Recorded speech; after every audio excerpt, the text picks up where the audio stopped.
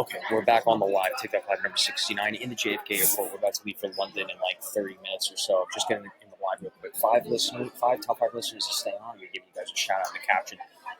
Let's get back to it. So, yeah, Sigda, you were D2, and then you were going for anesthesia tech now. You dropped out of dental school. That's unfortunate to hear that. Wow.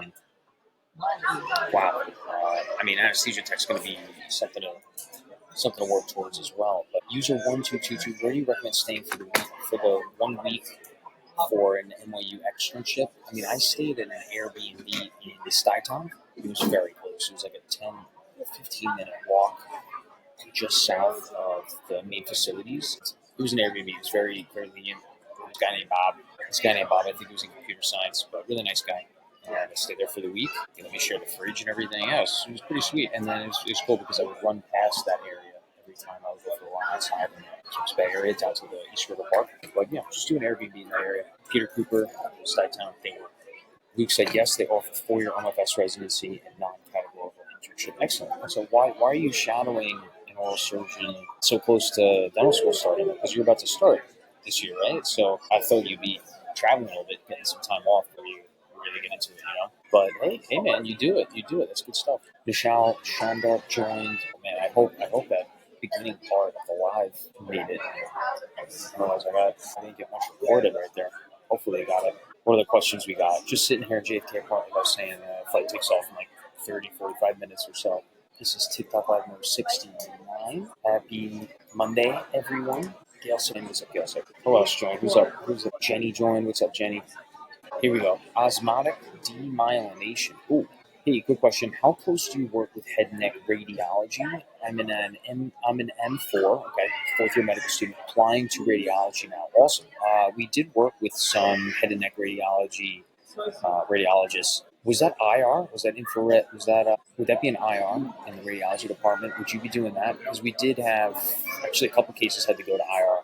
One most prominently, we had to close up some patient's external carotid, and he had a massive cancer lesion in the anterior jaw, and he just started bleeding everywhere, and we were going to drain an abscess. Turns out the abscess was hematoma. It was a blood-filled space, and the patient just kept bleeding and bleeding. His mouth was filling up with blood in 8 seconds. We counted, yes. We couldn't take the suction out of the guy's mouth. Intubated everything on the table in the OR, and the patient was just, again, the mouth was filling up with blood from the back, from the oropharynx, all the way to the lips in 8 seconds. We had to take the patient to IR because every hemostatic agent wasn't working. Lidocaine, put clot. I'm a big fan of topical throbbing on gauze. Nothing.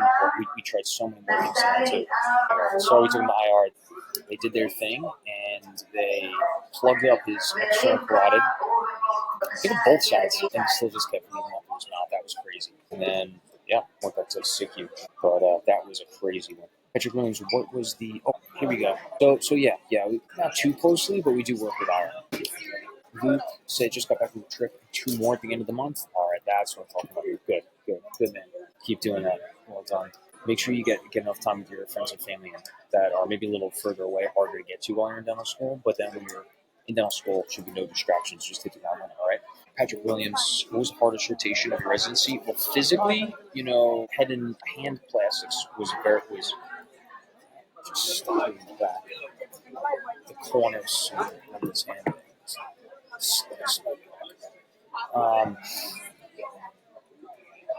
Hand plastics was very physically rigorous because you had to be in like 5:30 every single day, and you were on 24-hour call every third day. So you get the next day post call, and they did a good job of getting you on early, but it was just very strict. And then they stuck us on all the hand or all maxillofacial, right? So when you think that on your plastics rotation, you'd be putting on the facial stuff, but you're generally doing mostly hand stuff. So that was interesting, to say the least. But it is what it is. So that was physically hard. Mentally hard and emotionally hard, I would say MICU, the medical ICU, because literally like every couple of days someone that you're taking care of dies, and there's nothing you can do about it. And, coming from dental school, you're like, what's going on here? Why am I on a MICU rotation? But that's exactly how it goes. It's just what happens, You take what you get, and you make the most of it, do what you're told, and you move on. Yeah, MICU was tough. MICU was the hardest rotation, because no one likes to see someone die, right? And then when you see someone die every 5 days, 3 to 5 days, yeah, that's a lot. So, Patrick, those were the harder rotations. Trauma surgery, if you don't get a lot of interns to work with and you have tough upper level residents and you have a lot of people in service, some seasons there's a lot of people coming through the level 1 trauma hospitals. Level 1 trauma is the highest and level 3 is lower. So, Bellevue is the level 1 trauma center in Manhattan. NYU Langone is not a level 1, although some level 1 stuff goes there because it happens. And then the VA, I don't even know what that would be classified as, to be honest. Osmotic demyelination Rowe, I chose radiology to avoid the scary stuff. There's some scary stuff in radiology, and I guess it was like a head and neck radiology fellow who was doing that work with us that night. I remember it was Friday the 13th, December 13th, 2024. It was my last day as chief of the Bellevue rotation, which is the busy rotation, so that was interesting. Sam Miller 3 said, "How you doing today, Don?" I'm doing great. Right here in the middle of JFK Airport. We're about to take off in like 25, 30 minutes now. Just getting a quick TikTok live in. We're having a good day. Yeah. Going to London and then Ireland and then coming back. It's a 2-week trip. Super excited. Never been away this long. S9, are you related to the Montreal Canadiens player? No, I'm not related to him. I'm taller and the better looking one, so I could let him know that. Freak Doc said, "Hey, it's Brendan. Hey, HealthFreakDoc. What's going on? Followed you since that dude Pay Your Rent on YouTube." Oh, yeah, that was Juan. Juan is with That Was Epic. He created that brand. He's been doing YouTubes for 20 years or more. Super nice guy. Super chill. It wasn't planned. Everyone asked me that. I was just getting home. I was just getting home from the day, actually, and I had to get back to the hospital, so I came to the back door of the apartment complex. Him and his team were waiting at the front door of the complex, and I saw him with a camera, and I was like, "Hey, you trying to get inside and you have a friend like waiting?" And he's like, "No, actually, can I see your apartment?" And so I was like, "Let me call my girlfriend real quick." And she was like, "Oh, I don't know." I'm like, "No, these guys are legit. It'll be quick." Like, they're like, "Quick, 5 minutes." And then they're like, "How about for $100?" And I was like, "How about 500?" And I'm like, "All right." So that was the story there. But cool. Thanks, HealthFreakDoc. Aimen said, "Tiny bubble plus gum swelling behind my second molar. I got thirds out 5 days ago, an infection 50 days ago, and then an infection 20 days ago. You said you're having a little gum swelling. It sounds like you got a little official form in there. Gingival abscess, maybe. I would probably visit your dentist for a follow-up. Now, I don't know. I can't make clinical diagnoses here, but that's what it sounds like to me, especially if you have an infection there. Might be a little residual, you know? Similar said, "Do you think you would have enjoyed being a general dentist if OMFS didn't work out?" Yeah, if I didn't go OMFS, I probably would have done general dentistry because you can still kind of keep what you do in control, especially if you're a private practice owner. I would have done that. I would have gone private practice, partner, ownership, make it what I want it to be. That's probably what I would have done if not OMFS. Yeah. HealthFreakDoc followed like, "Oh, thanks, HealthFreakDoc." HealthFreakDoc said, "Crazy. I always thought those videos were fake. LOL." No, he's like a good dude. He's like really nice. Yeah, you had 2 guys with him that day. No, I mean, you watched the video, right? I mean, I showed you my room. I showed you guys my small, tiny little bed, my tiny little apartment that was $2,890. $2,890 a month for that tiny little studio apartment in Kips Bay. And you know what's crazy? After I finished the lease, I saw that they were upping the rent to $3,400. I don't know how people are paying that for that tiny little. That's just robbery. Anyway, user 1222 said, "Sorry, I think I lagged early. What's the best place to stay while the NYU extra? Yeah, I would suggest maybe Peter Cooper Stuytown. Get an Airbnb that's close by. I think that's the best thing to do. I stayed in Stuytown at an Airbnb for my week on my externship there. It was great. It was super close." Aimen said, "Okay, thank you so much." Yeah, you got it. Yumi followed the live creator. Thanks, Yumi. To know Embrace 666 said, "Books to study for anatomy, doctor." Netter's Anatomy. Excellent book. Excellent book. I would also look on Quizlet to see what materials they got on there. I'm a big fan of Quizlet, especially the premium version, because anatomy is going to be remembering figures and structures and the anatomy itself. So you need to get something visual to study from. Okay. Sam Miller said, "What's the hardest classes in dental school, in your opinion?" Classes? Gosh. Removable pros, maybe. Maybe removable pros. It's also going to vary for dental school.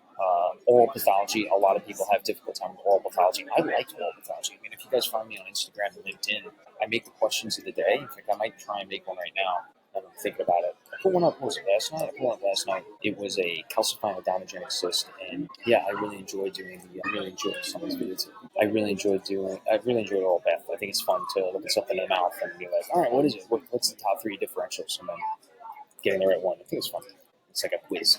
Sam Miller was the hardest class. Yeah, so oral pet is up there for a lot of people. But for me, I don't know, maybe removable pros, but removable pros is important if you want to go into oral oral surgery because you have to understand certain things that, because essentially what you're doing is you're fitting a denture in there before you put the implants on, right? It's a restoratively driven plan. And so that's important. You got to understand the vertical dimensional occlusion in order to increase the space, do the bone reduction, then, you're planning from the foundation up. So HealthFreakDoc said, good luck on your journey, man. You too, man. Thanks for stopping by, saying hello. Osman200 said, going to the school, I have a medical school. It'd help with the CBSE. Theoretically, it would help with the CBSE. For me, going to Stony Brook, where the first year, almost the first whole year is with medical school, 75-80% of the years with medical school. And I didn't find that it helped me out much, to be completely honest. It just, I don't know, didn't really help me out. Some students still did help them out. So it can be looked at as beneficial. It can intimidate you too as well. So, my medical school exam score is definitely intimidating. But hey, here we are. Graduated oral surgery residency. Rye B said, have you ever slept through a call from a pager in residency? No. Our pager screams. I never slept through a page. Not the pager. Calls in residency? I mean, dude, sometimes you're up for 40 hours straight. Like, yeah, you're going to sleep through things and you're going to get yelled at for it. But also, it's interesting because girls wouldn't get yelled at for sleeping through pages that we found out in our program. Now that I can say that, now that I graduated. But yeah, no, the guys would get screamed at if you slept through a call, but no, the girls wouldn't in our residency. But that's how it goes sometimes, I guess, right? You don't see me joining like parades and stuff to shout about that. No, you just gotta move on. Leah Martin joined. What's up, Leah? Sam Miller 3 said, what's your opinion on the very few 3-year dental school programs? Well, I look into what their specialty match rate is, what their placement is into the specialties.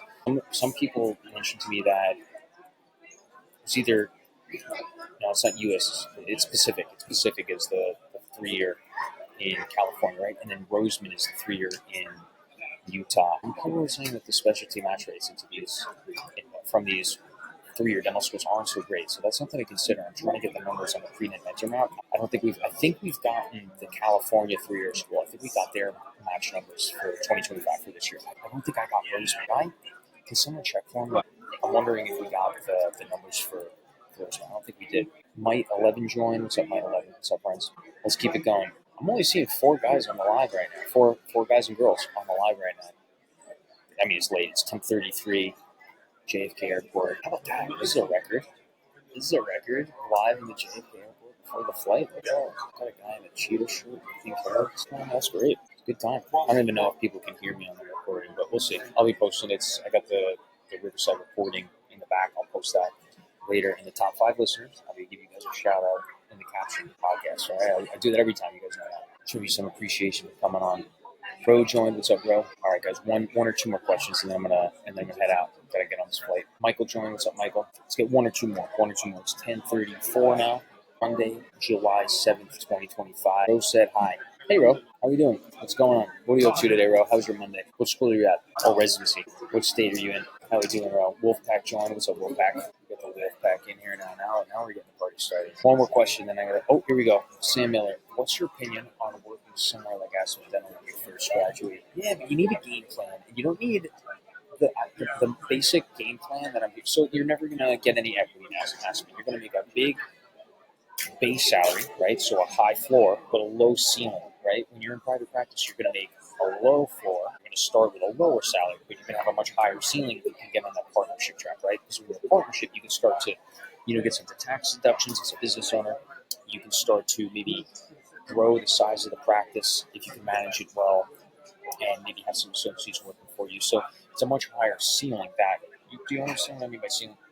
And low floor because your base salary is going to be lower. But I asked them that your base salary is going to be higher, but the ceiling is going to be lower, right? Because you're only going to be making money on the time that you put. Passive income at Aspen, then you're going to be traveling 4 different days of the week to 4 different offices that might be more than an hour away, sometimes like 2 hours away. You're going to make a lot of money there, and you're not going to have any stake in the practice. I don't know. It's not something I wanted to be about because I wanted to get back into the community. I'm moving back out to the community I grew up in.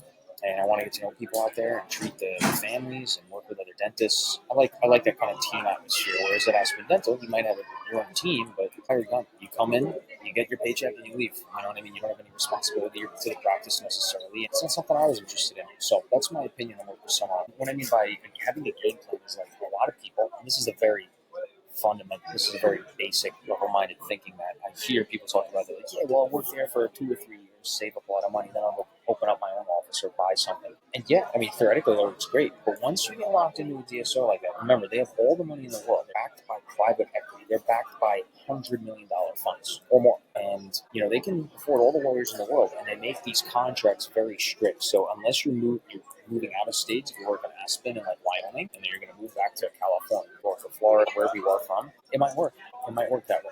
But that you would have to have a game plan, something along those lines, not necessarily that. But and it also depends on where you're working. Aspen, you can be out in the middle of nowhere. You can be driving all around different practices. You're driving around maybe even different states. I know the Aspen rep, Melissa, she's phenomenal. And I also know the vice president, right? The vice president of oral surgery division of Aspen. He's one of the oral surgery attendings at UIC, actually, in Indiana. Not UIC, Indiana, IU. And he's awesome, by the way. But if you're not working with them, good mentors, good people, try to look. I don't want that to be you. All right, let's couple. Rowe, I'm a neonatal nurse practitioner. Just learning. Sweet. Thanks for joining, though. User 1471, starting to run a month, so do I get an iPad or Mac, and did you use Anki? Anki's pretty good. I use Quizlet. I was a big fan of Quizlet instead of Anki, but IU. All right, friends. Last one, I'm going to sign off. Last question, and we got to get going. That's awesome. You go to IU. What a coincidence. It's hilarious. Hoosiers is such a great movie. I love to watch that movie like once a year when I was growing up.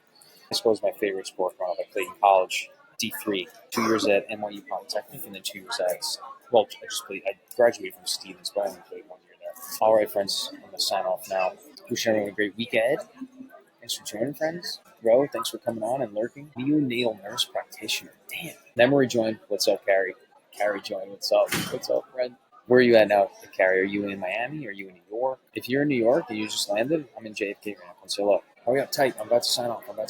All right, Carrie. Carrie is a small business owner. She's out of Miami right now. I know her from New York, but she's in Miami. She opened a sunglasses company. She has a sunglass brand called Memory, and it's made for people with narrow faces. So pretty cool, pretty sweet, great idea. Big fan of hers, and big fan of small business owners and startups. And that's her. Very impressive. Got balls. That's what we're all about, right? People with balls, people with good attitudes, all about getting in and making the American dream come true. All right, friends. Wish you a great week ahead. Happy Monday. Top 5 listeners, I'll be giving you guys a shout out. All right, friends. Have a good night.